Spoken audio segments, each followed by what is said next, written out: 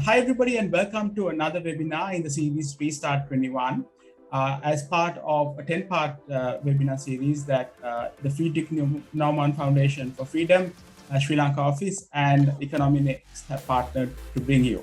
Now, in this series, as you've seen in quite a few of our webinars already, what we're trying to do is to equip the senior business leaders in both large corporates and SMEs to focus on the post-pandemic boom that many economists around the world have envisaged for different parts of the world. So today we're looking at financial management in a post-pandemic world, and I'm delighted to have with me the eminent panelists. First, I have Manil Jayasinghe, the country managing partner of EY Sri Lanka.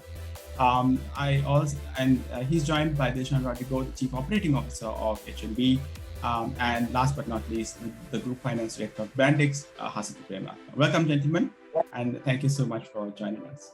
I'll start with you, Manil.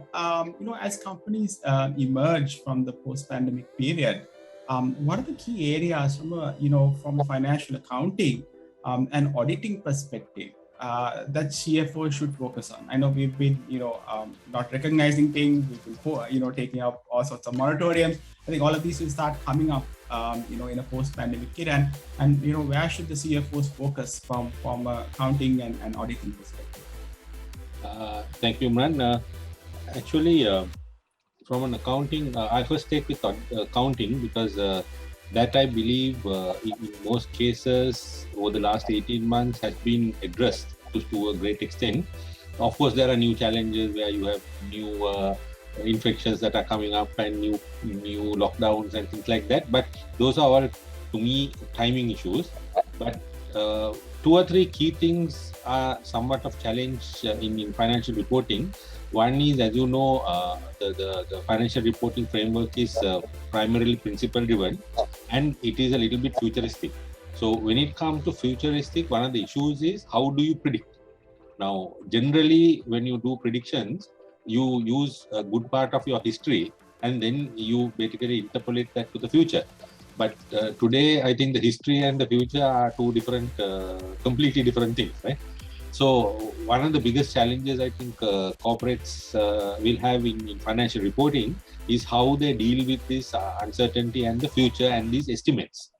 So that's going to be a challenge. But to a great extent, I think we have addressed some of these issues from the institute side also, and brought in some degree of stability in that reporting arena.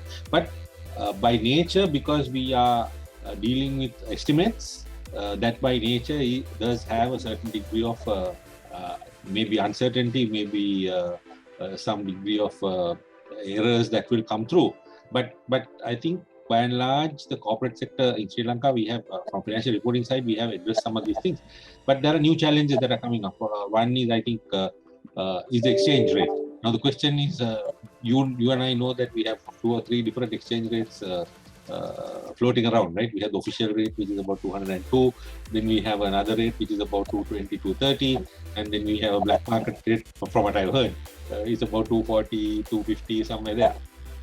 Now, question is, when it comes to financial reporting, what do you use? Do you use the 202, do you use the 230, or do you use the 250?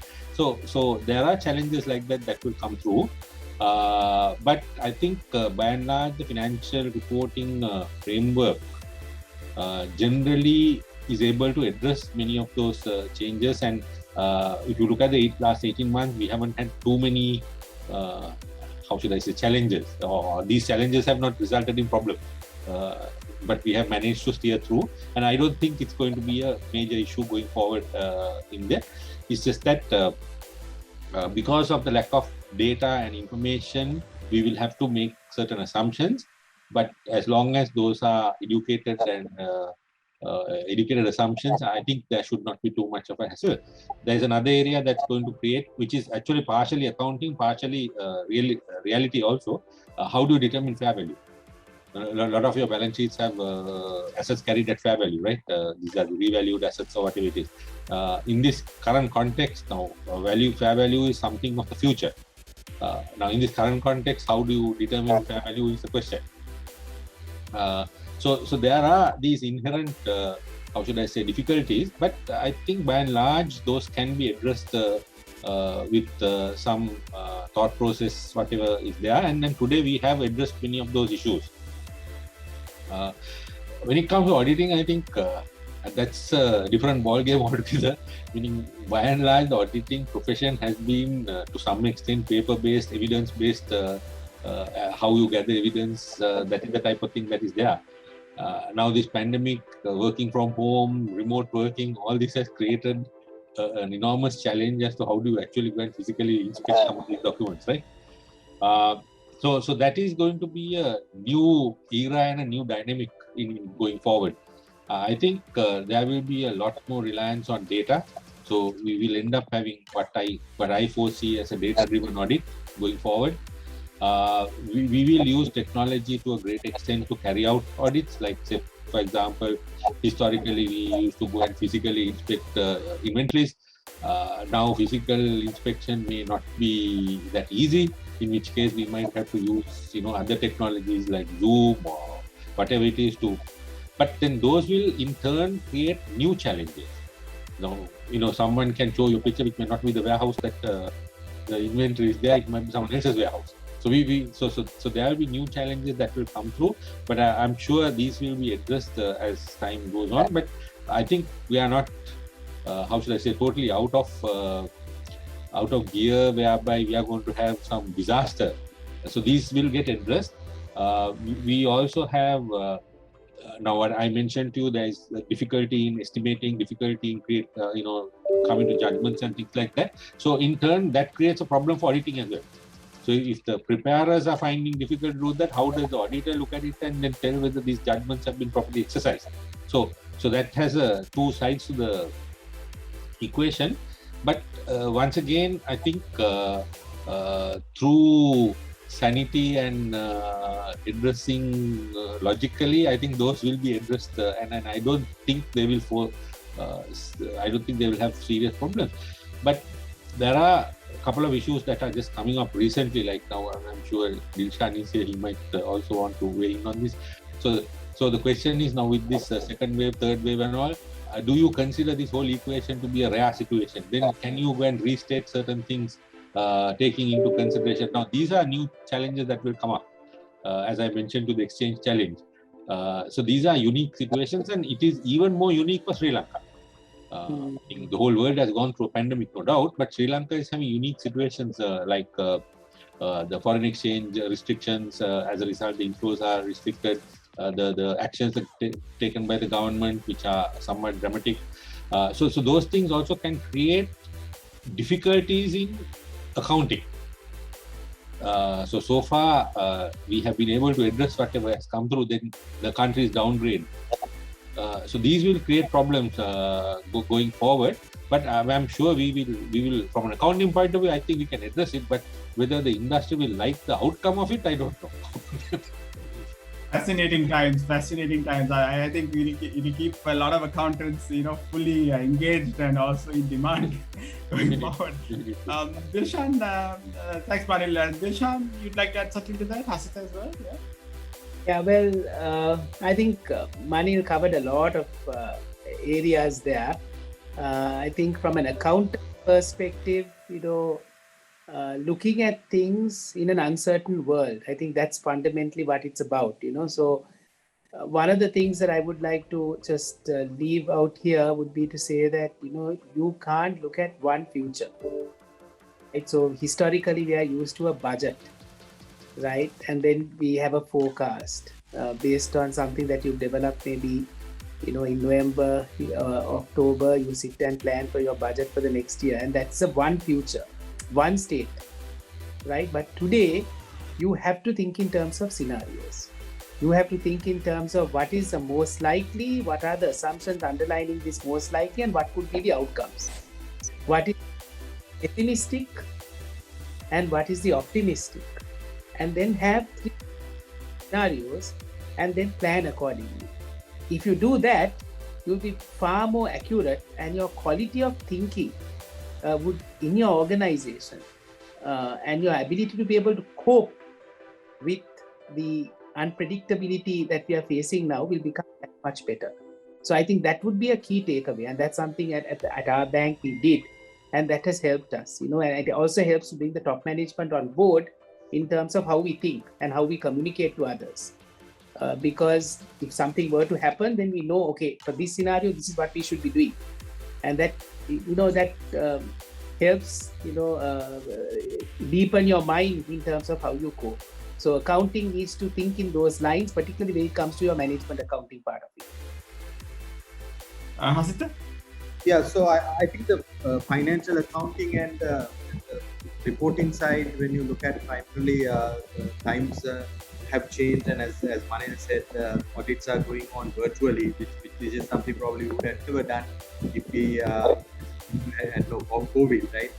Surely that has helped. So my the take on some of those developments is that we have gone significantly into advanced or accelerated mode when it comes to digital and virtual work environment. So that's something that all of us need to further explore, because this is just a start, because it's like a shock. We got the shock, we reacted to the shock, and we are surviving in the mode at the moment. Maybe some organizations have invested into it to see that how we can make it a sustainable, long-term, ongoing way of working, whereas the others are still figuring it out in the mad rush to see how we can bring things together. But I'm more interested here is to see how we should make it a sustainable solution, which is a very, very important aspect from a digital angle, where I think the way the world, the organizations go on the digital front will really help. And digitization has been a theme that all of us have been talking about for many, many years in the last maybe 4-5 years, but certainly it's something that had not really taken off, particularly in this part of the world, at the pace that we would have liked. But this is the opportunity, and I think we should capitalize on that and invest and back ourselves, not just invest money, but also invest the resources, the change management, bring a culture of digital transformation within organizations, and not only just the companies, but also within the economy itself, so that we should gradually move towards an accelerated pace in that area. But before that, I come to a question that so many people have asked me to ask Dilshan or anybody, in terms of the banking, industry. I think the single biggest issue in the last few weeks actually has been the one around foreign exchange, right?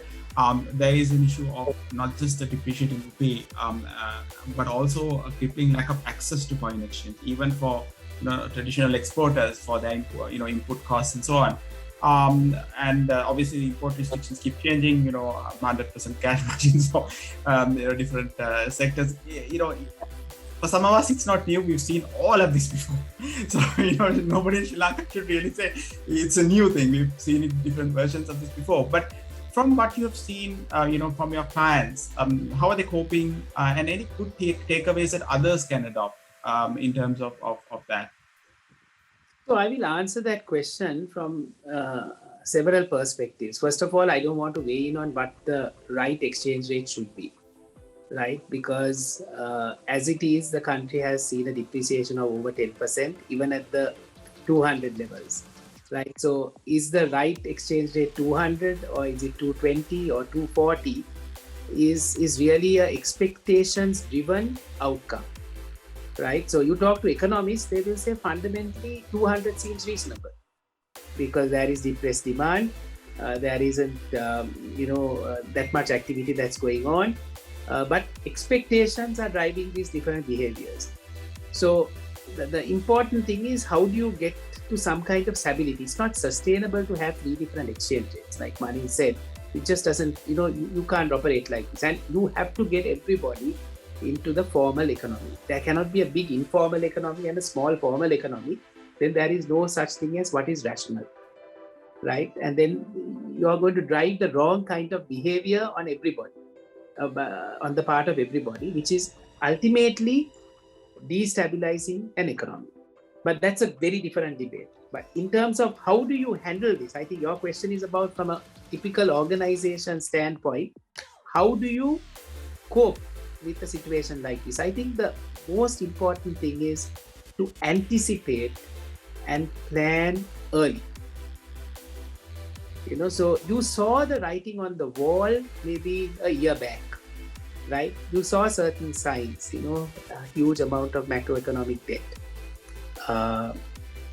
twin problems of a balance of payments deficit escalating and a fiscal deficit as well, right? Challenges in terms of our foreign debt, right? So we saw all that, but many people and businessmen,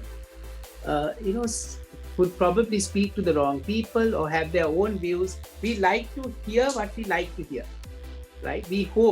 Sometimes we hope for something positive and then we justify that. And particularly with social media, that is something that is rampant. You have a view about something, you go onto social media, you will find 1,000 people who have like-minded views and you can get carried away to say, oh, everybody thinks that way.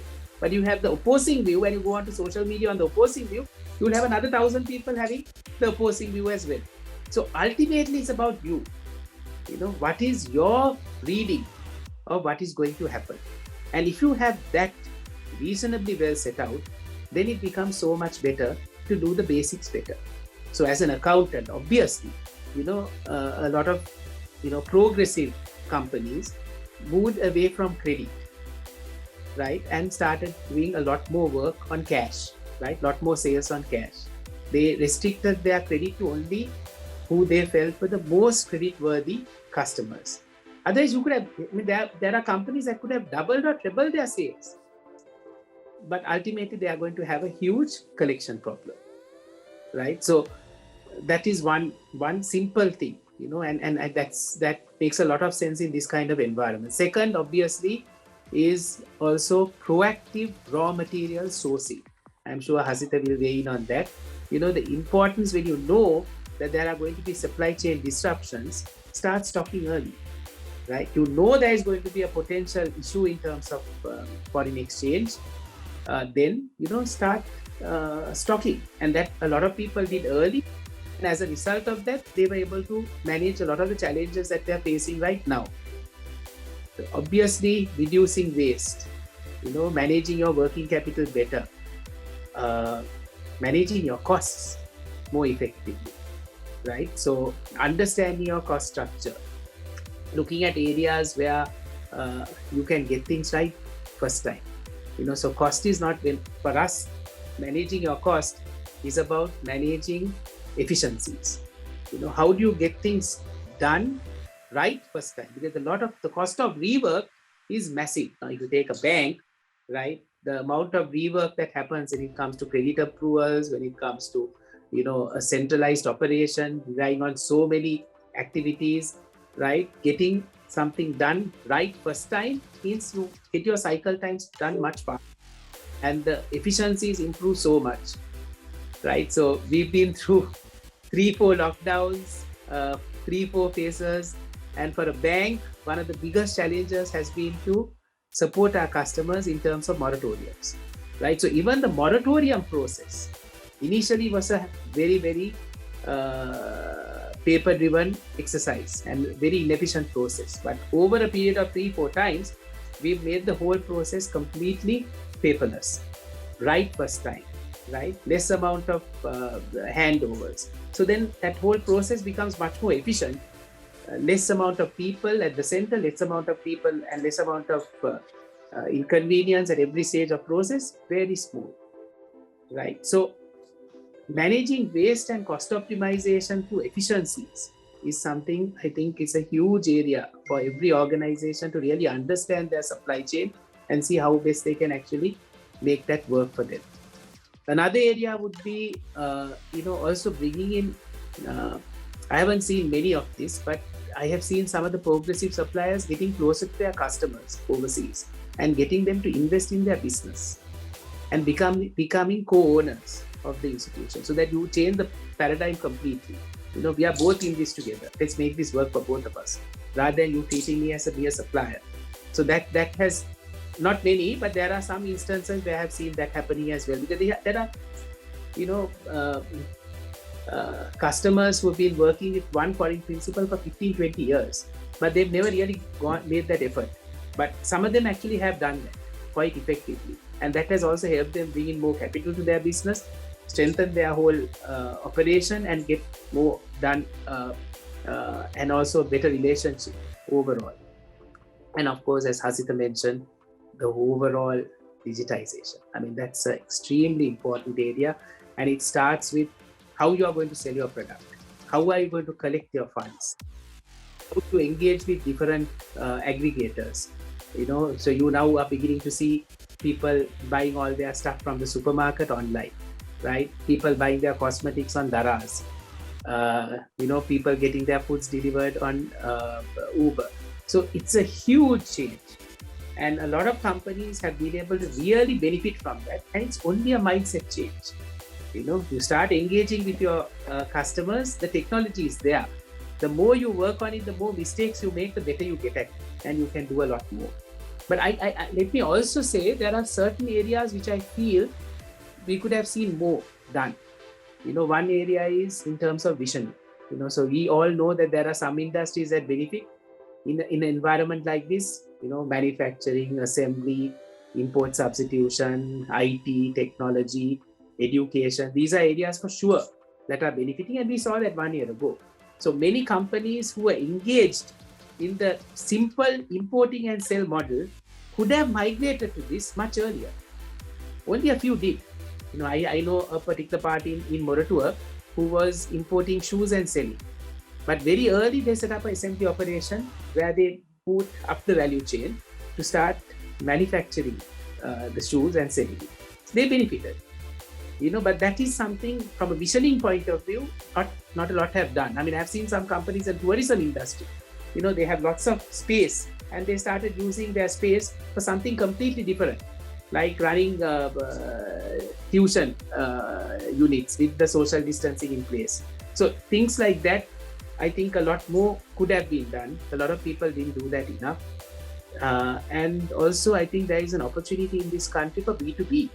We see B2C, but unlike, you have the Alibaba example in China, where we don't have enough work done on B2B for businesses to connect with businesses using digital. So these are some of the areas I think we could have done a little bit more.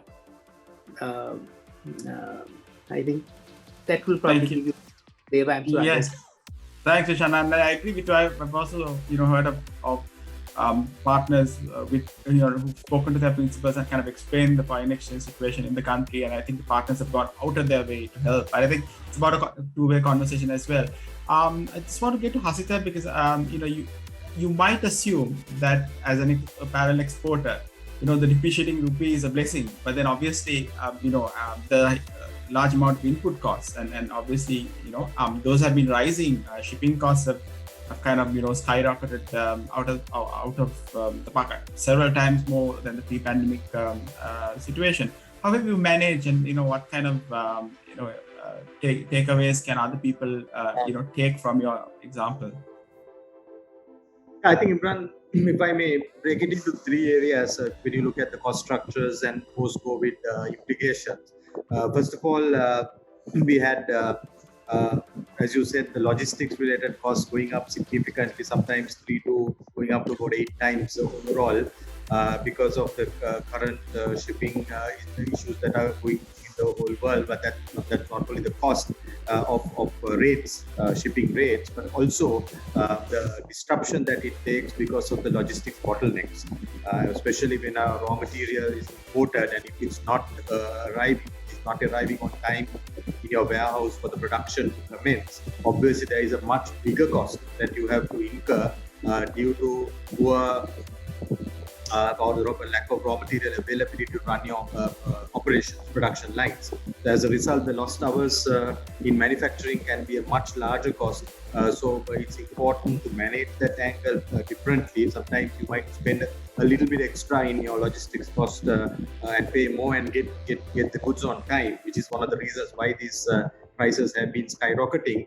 But also another angle to it is to look at how you can increase your warehousing capability and then have maybe additional 3 to 7, maybe even 10 days of additional stock, at least for the imported component of the raw material, right? So that's one thing. Other thing is, as much as possible, go for localization or regionalization of your raw material sourcing, which definitely helps you in order to manage the situation better in times of logistics bottlenecks and disruptions which we are going through as today. So that's one thing. The second thing I want to touch is on the COVID-related expenses that are coming in. And as you know, in the manufacturing world, this is a huge burden, particularly because of the social distancing requirements that virtually take almost 10% of your capacity is completely out, because you need to have more than 1 meter distancing on one side, and on the other side you have sanitization and other masks and other related expenses that are coming in.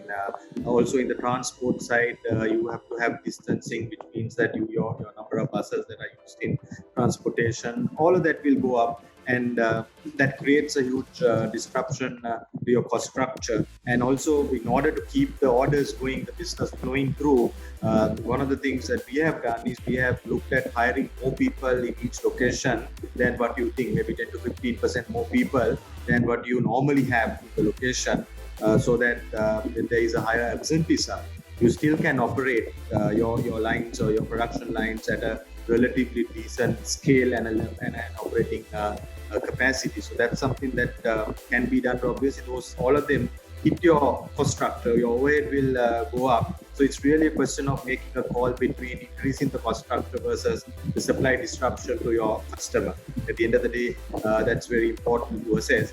Because ultimately your health and safety of your people is number one. That's the first priority of any organization. So while maintaining that, how do you bring your customer deliveries and expectations going with obviously higher costs, which hurts the margins in the short term, but that's a decision that every organization will have to take and see how you can manage the two very consciously and carefully, because it's important to balance that equation. I think the third angle of the input cost is completely outside the COVID picture, which is the cotton, the raw material to our industry, the cotton, the CGN cotton issue. As most of you know, USA banned importing from China cotton and related products. So as a result of that, there was a significant supply drop globally, and that increased the prices of India, Pakistan, Indonesian cottons in a big way, and the cotton prices surged almost more than 50% from where it was last year. So that is a huge impact to the cost structure, and that's something that currently has not been able to pass on in the same magnitude to your customers.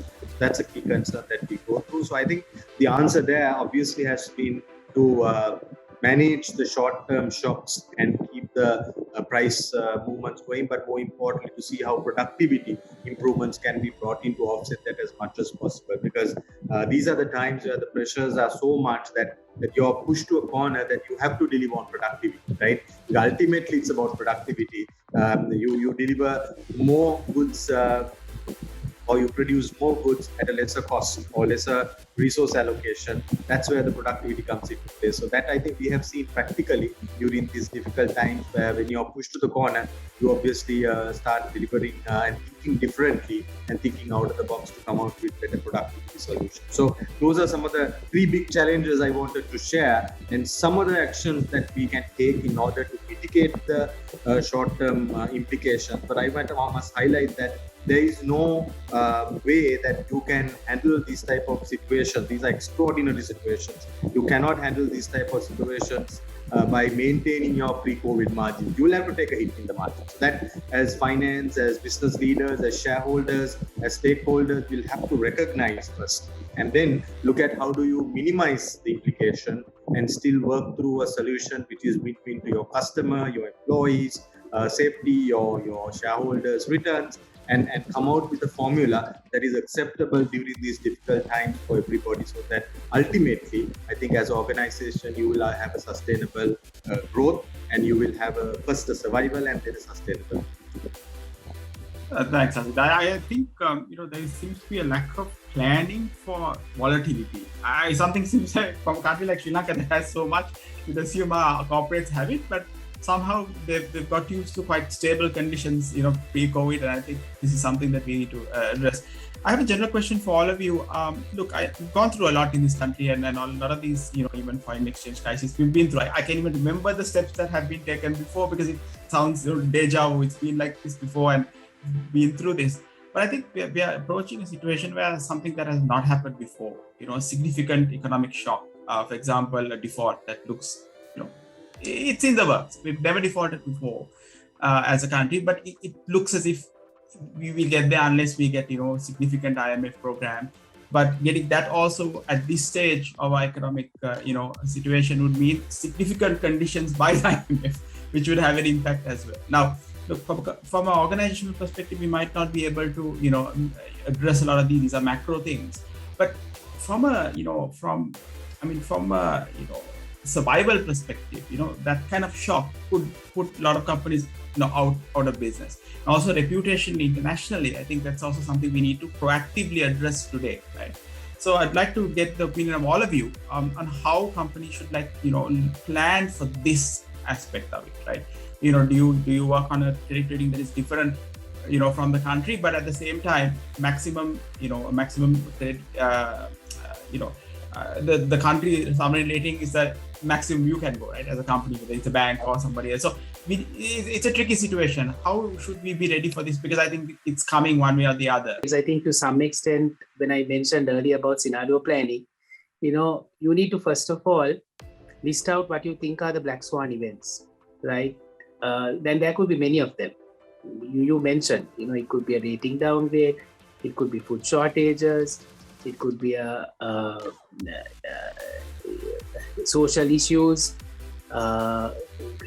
so many of these, and then you start identifying for each of these what would be the company's response in an environment like that.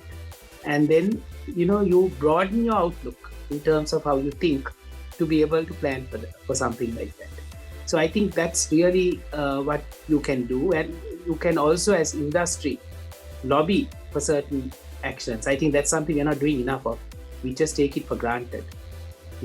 I think we have a huge role to play as professionals to also, ensure that our voice is heard in the interest of the industry that we represent, the company that we represent, because ultimately, in my opinion, we need to drive the formal economy.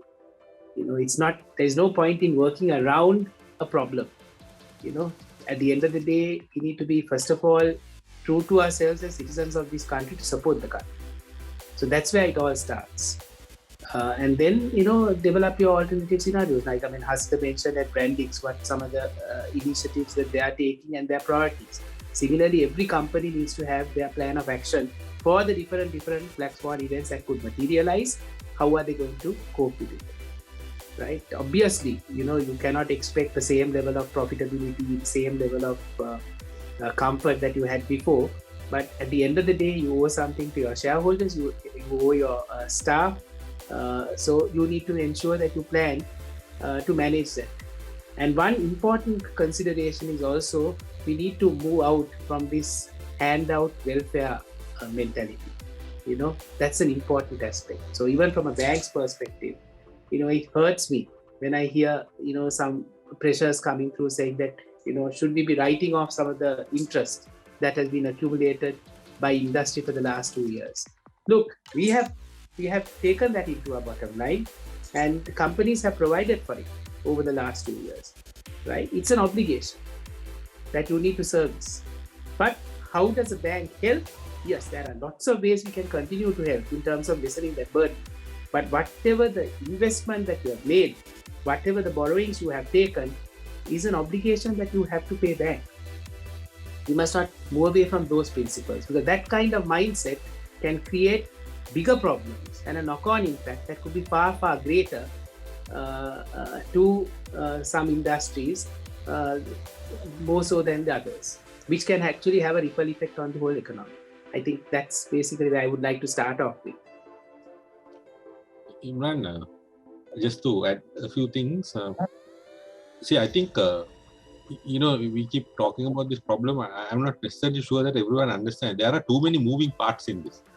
To start with, we had, even between 2019 and 20, we had a shortfall in foreign inflows to about $5 billion US, right?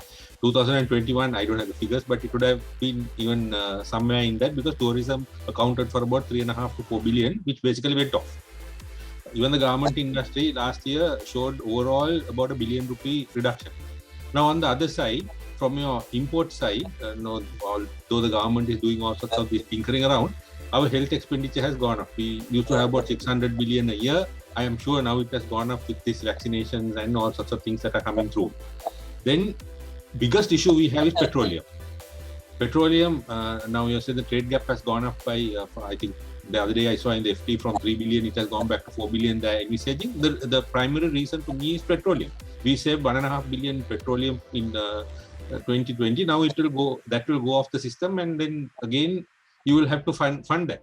So if you look at it, if you look at why this foreign exchange crisis is, we had nearly a 5 billion reduction in inflows, right? Then we have outflows which are increasing, like petroleum and things like that, right? Then the next medical expenditure on medicines and things like that, it has gone up. So when that happens, in addition to that, we had outflows in the terms of repayment of debt. Right? We had, I think, 3 or 4 billion. Next year, we are going to have another 4 billion. So these are outflows. So now put all this into the equation and see what happens. Now that is what is creating this whole shortage of activity. So the question is, for that, we should have had a plug. We should have had some other extraordinary thing just to tide us over this problem. Like we are giving moratorium to businesses. Sri Lanka also needs a moratorium of some sort. But unfortunately, one of the problems we have is that bulk of our foreign debt over the last several years has gone into ISBs. Earlier, we had multilateral and bilateral loans. Those have gone into ISBs. Now, multilateral, bilateral, you can talk to each country and I'm sure you can reschedule it or do something. But how do you sort of do that in ISB? Because these are internationally traded bonds, right? So that is one of the issues that I think we have. So I think I totally agree with Dilshan. I think you have to go for scenario planning. But in the scenario planning, the difficulty I foresee for businesses is that there are so many moving parts in this. You can't isolate one event and come up with a strategy, because it has a knock-on effect on various other things. So I don't know. I'm hoping that we will be able to quickly move into this tourism, because that is going to relieve some part of the problem. And also in the markets, there is a bit of speculation going forward. Even the exporters are holding on to dollars. So that is aggravating the problem. Then the country gets downgraded, further aggravating, because now we can't raise money also. so I'm saying this, one has to consider that there is quite a number of moving parts in this. It's not only one issue. And I think one of the problems is, historically we have never had such a problem, and I don't think we have a strategy to get out of this problem also. So those are things that we need to be mindful. Whether people keep talking about whether to go to IMF or not to go to IMF. I think you quite rightly said, going to IMF is going to come up with a lot of bitter pills, and I'm not necessarily sure our society is ready to take up all those bitter pills also. That's one issue. So I suppose it will be the last course of action that you will do to go to IMF. They will try to probably borrow or do whatever it is to try and sort of fill this hole. This hole is the one that is creating the problem, because you are talking about default. Default is coming because these payments are coming, and there is no way of sort of renegotiating unless you go and you basically say that you're bankrupt and then try to renegotiate with the international bond markets. So that is one of the issues that we have actually. So the businesses have to, I think I totally agree with Dilshan. So businesses should have read these numbers and figured out that this is going to happen. So the longer you prolong the COVID and the impact of the economy, the bigger the problem. Now, in addition to that, we have, I think Hasita mentioned, we have some other complications. We have logistic problems. Say, like I think somewhere I saw in some presentation, to Felixstowe, what was $1,000 a 20-footer now has gone to some $6,000.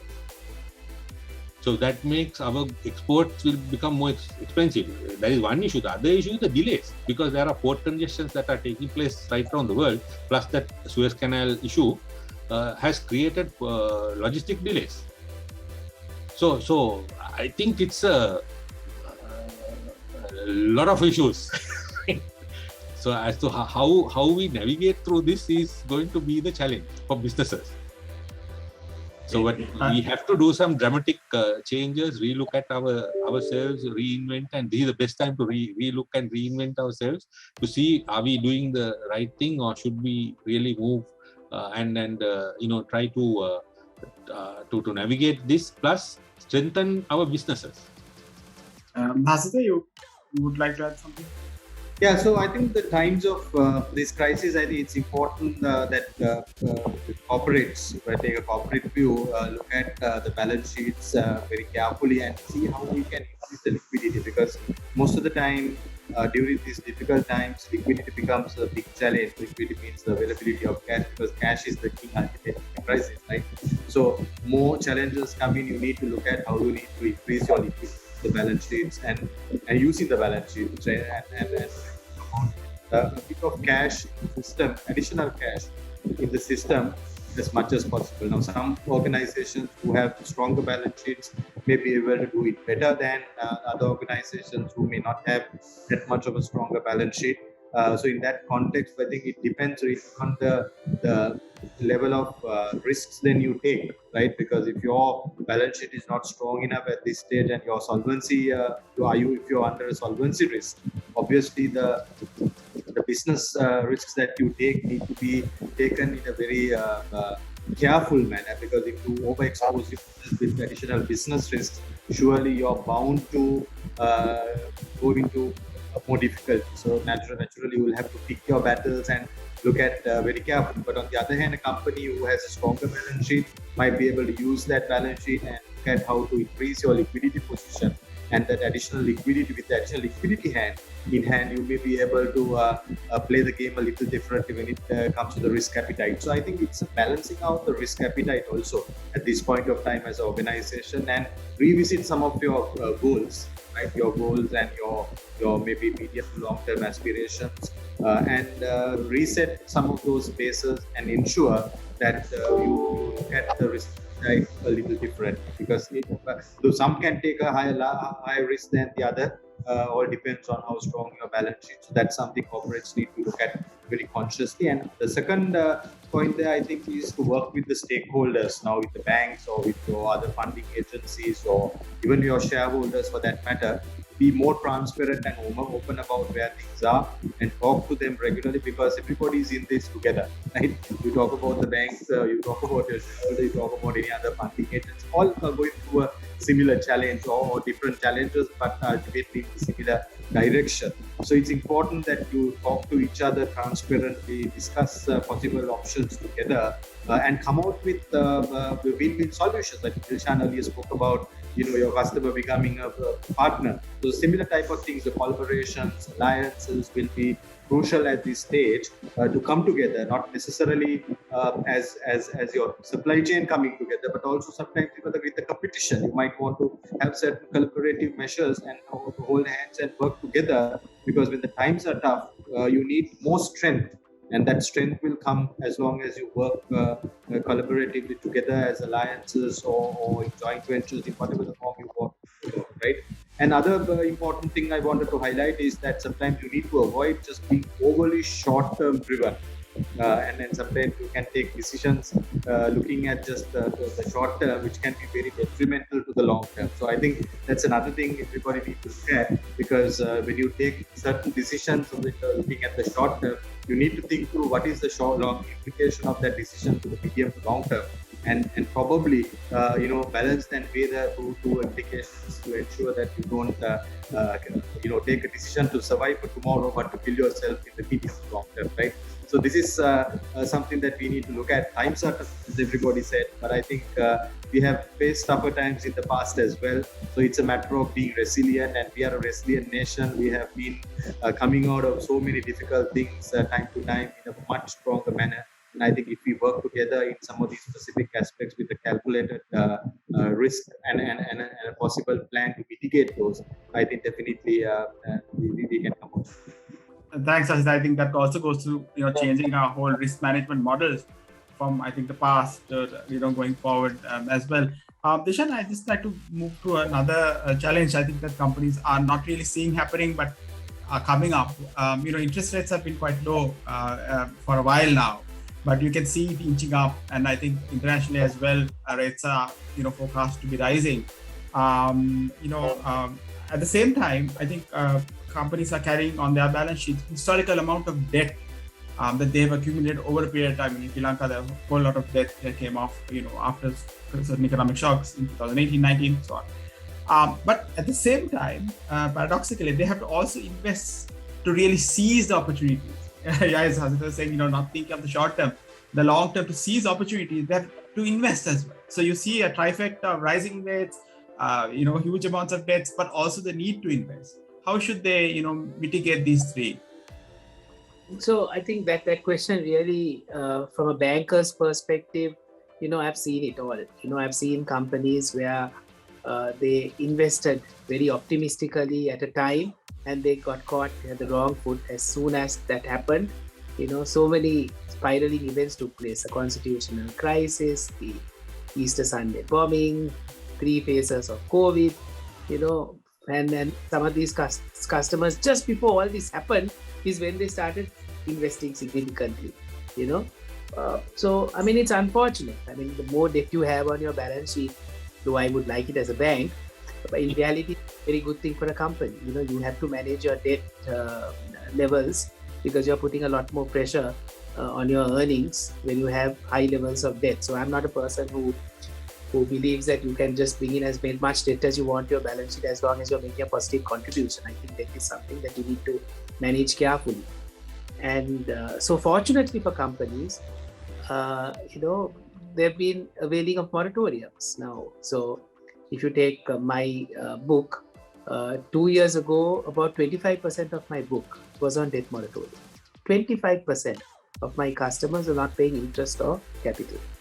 Today, it's down to 10%. And the most recent moratorium that we are in the midst of right now would probably bring it down further to probably about 7.5%. Right? So from 25 now down to 7.5%. What does that mean? It means that business have revived. Right? So that's a positive sign. So over a period of 2 years now, every 6 months, you're beginning to see more and more businesses beginning to adapt better and start servicing debt. Some of them have been availing of only capital moratoriums. Some of them, obviously, both. So worst case scenario is what I'm talking about, which is 7.5%. But there are many customers now who have actually started servicing the capital, the interest, and they are only availing of capital moratoriums. So what we are beginning to see is also a very positive thing. Businesses are beginning to adapt. And I think, again, the role of the accountant plays a big role in terms of, like Hasith talked about, productivity. For us, managing the vaccination process is an important thing. So today, I'm proud to say at HNB, 95% of our staff over 30 are fully vaccinated. Right? And that's because of the trackers. We have trackers. We developed a very simple app, which probably took 1 day for IT to develop, where people have to just update their position. And then we get the MI on a daily basis. And then we follow through at a regional level, at a department level, just to make sure that the vaccinations are being done. Right? So I'm quietly confident that close to 95% of our total staff will be fully vaccinated by, let's say, the first week of October. Right? So it's a lot about the trackers. I think the important point here is to, you measure what you manage what you measure. So as a finance person, having the right trackers in place. How productive are the people working from home? Right? So do you have your technology, but how do you know whether your staff are actually working? How have you changed your operating cadence to ensure you have a way in which you can ascertain whether people are actually being productive? Right? So how do you bring in those tools and techniques there? Then the entire finance function, how do you move into a checkless, paperless environment? So driving payments, driving debt collections, all electronically, linking up with your debtors, creditors, suppliers, customers electronically, and managing that entire supply chain is another extremely important aspect. So ultimately, you can reduce huge amounts of costs and adapt in an environment like this by managing, again, using technology, digital, to manage your businesses more effectively. So as banks, we are obviously, our survival is reliant on businesses. So we are there to support, right? And we have been very, very supportive. So even in the future, as we come out of this, hopefully, optimistic scenario would be that tourism will start taking off in November, even in a modest way, and then hopefully start picking up. Let's hope there won't be any more black swan events on the COVID front, although there are some stories that the numbers are again picking up in the US. If that were to happen, and if things were to gradually begin to stabilize and improve, then it's critical that all the businesses start reviving. And managing the debt servicing will have to happen.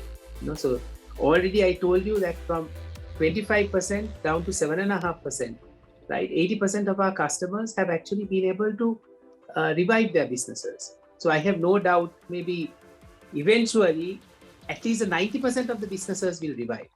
And there will always be that issue in terms of that 10% and how do you manage impairment and how do you manage all the challenges. The 10% of that 90%, 10% of that 25% is still quite significant for banks. But nevertheless, I'm sure businesses will be far more mature and have learned from all these experiences to be able to manage their business in either scenario, and build sort of hybrid models and make the learning from this pandemic to ensure that, they realize, look, I've had a lot of space, right? Am I using this space optimally now? I was able to work equally efficiently with my merchandising team in apparel, working from home. Do I need to have so much 40,000 square feet of space to house my merchandisers, my entire supply chain? Can I actually now work in a different model? Can it be a hybrid model? And can I use that space that I have and let it out for something else? So these kinds of thinking, so you don't waste the pandemic. There are good learnings that will come from it, and you maybe emerge stronger, more efficient, more productive in that journey. And that's why getting back to the point about tracking the right things and getting detailed and helping that focus towards execution can play a big role. So the way I see it is, we have all these buzzwords, ESG and all, but if you look at it fundamentally, it's about sustainability. Earlier, we felt that sustainability was driven by profitability. And if companies made enough profits, sustainability to the future was sort of assured or whatever it is. Today, these moving parts have now moved, and we have now the environment, and we have the social part, and obviously the governance part coming into this sustainability. So that's where it is, right?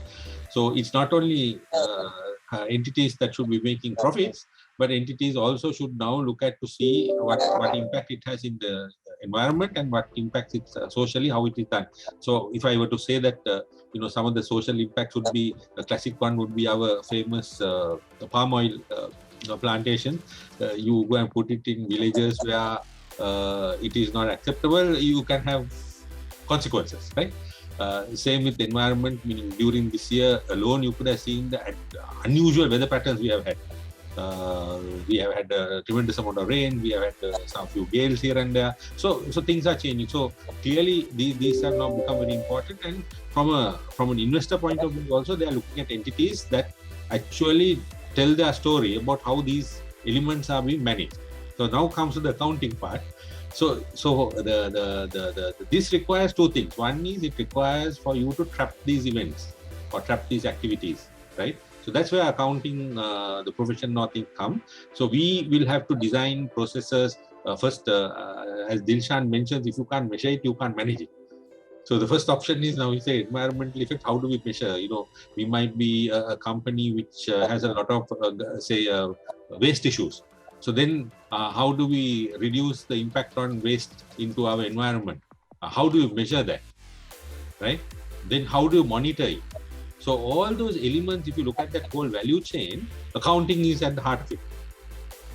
So from your strategy on ESG, right, how you convert that strategy into measurable activities, and then trapping those activities, measuring them, reporting them, is all part of, I would say, accounting. So accounting has a big amount of, big role to play in this whole equation. While companies move to, start embracing these principles of ESG. And then I think going forward, that is going to be the issue. And this particular pandemic has actually shown the world that you can't only make profits. I think Hasita mentioned going forward, we have to now look at the well-being of the staff. Not that we were not, but now we have a different dimension. We have to ensure social distancing. Going forward, we might have a situation where we might have to test these people regularly. Now, I was telling today to someone, okay, you might have your workplace environment secure, but they have to travel, right? So if they're traveling through some areas which are not so good, that's also a problem. That's the social part. So these things will now come to play, and then I think going forward, entities will have to start focusing on this. And then if all entities, as I think Dilshan or someone mentioned, if all entities in the environment do this, I think we can, as a nation, will become a very strong contender.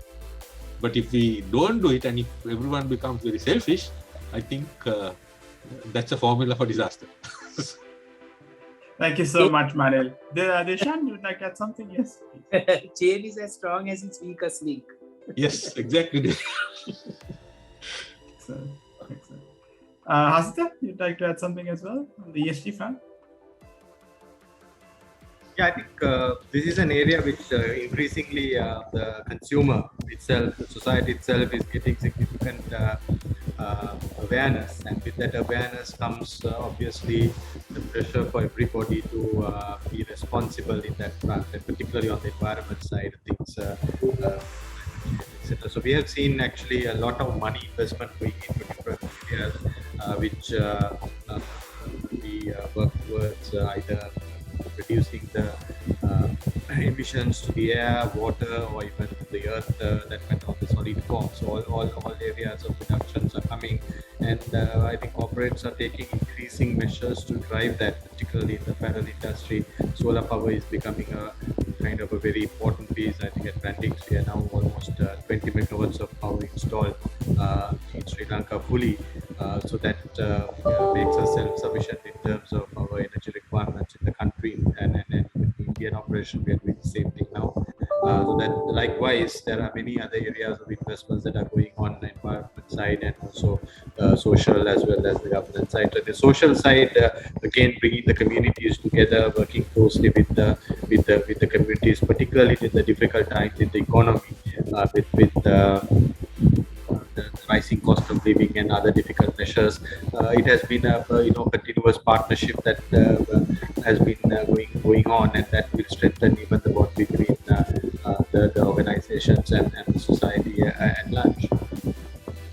Thank you so much. I think it's been a fascinating conversation. I'm hearing data that is very heartening from looking at your loan book, Dilshan, because you're one of the largest private banks. If this is what's happening, then I think there's a lot of adaptability going on. I think Brandix has been obviously a pioneer in terms of adapting to very difficult times in the past as well. So I think our businesses are getting a lot more resilient than at the beginning of the pandemic. And I think I want to thank you for your contribution. I think that's the story we are hearing across our webinar series, that the companies are becoming more resilient than they were at the beginning of the pandemic. There's a long road to go, and I think all of us can work together towards that, because I think we need to imagine a new country, post-pandemic. We've got a kind of a clean state to kind of start, and I think you all are the business leaders. I think we need to push the agenda, and I think I see the finance function doing that in a very strong manner, and I'm actually very happy to kind of note the kind of sentiments that are coming out from our webinar series. I think we have a very good future ahead. Short-term volatility will come a little bit more, but I think the post-pandemic, I think we have a very good opportunity to rebuild this country better. Thank you for your contribution, and viewer, please join us for the rest of this series, Restart 2021. Catch you very soon on another webinar. Thank you, and have a nice day.